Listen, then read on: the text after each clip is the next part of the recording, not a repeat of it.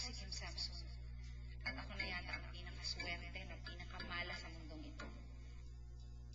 Swerte kasi kahit na ganito akong mataba at medyo may konting edad na, dalawang gwapong lalaki ay nagkagusto sa akin. Malas kasi pareho silang mga gago. Pareho silang mga manloloko. Pinaglaruan lang nila ako. Pero alam ko na magbabago na ang kapalaran ko. Mula ngayon, darating na sa akin ang swerte. Hi.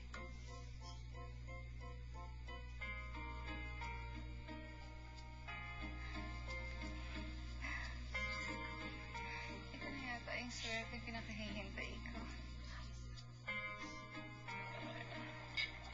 Alam mo, Cyrus, maigi na rin na nagkahiwalay kayo ni Samson. Kasi hindi naman talaga kayo bagay. May nagpag-usapan niya.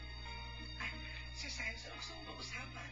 Narinig mo na latest tungkol kay Marian Rivera. Hawag ka Ay, tumahimik ka na, Marcos. Tama na. Hana! Hi!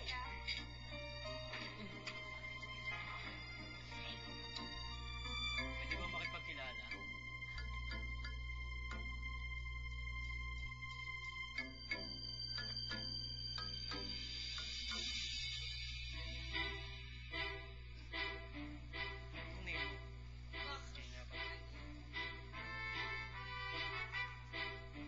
Anong titingin mo?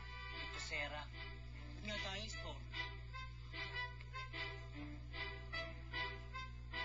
Buwisit ang mga lalaki. Kung hindi gago, mga bakla naman. Sorry, tita, late ako ha. Nagpa-check up pa kasi ako eh. Oh, kamusta na? I'm still under treatment. And sabi ni Doc Henry, okay na raw. Nagiging okay na raw ako. So, hopefully, mawala na lang tuluyan yung cancer ko. Ay, talaga? I always pray for you, Iha. Kaloka. Kaya mo kaya siya nagtatasal? Kasa kanas. Ha? Ano sabi mo? Ako ba yung sinasabi mo? Wala, madam. Pasabi ko lang po, if you'll excuse me, ipagnunubina ko lang po siya ng bongga-bongga. God bless you, Miss Hannah. Ano ba talaga? Talaga bang hindi na ako makakahanap ng matinong lalaki? Pira naman o.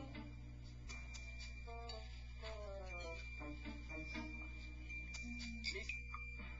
Kamusta? Nahingin pera. Sige na naman, maawa ka sa akin. Hindi ka naman kaawa-awa. Dapat nga sa akin ka maawa eh.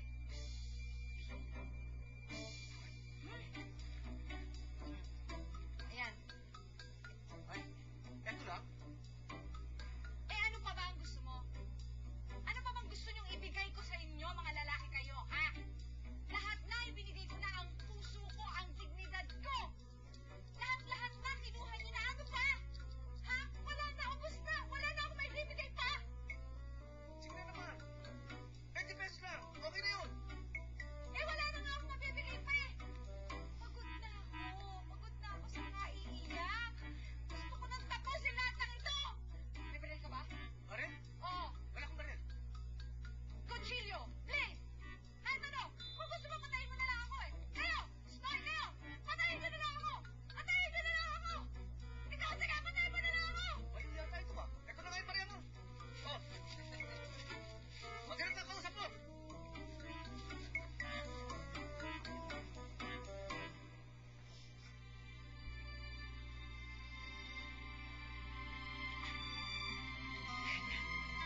May good news ako sa'yo.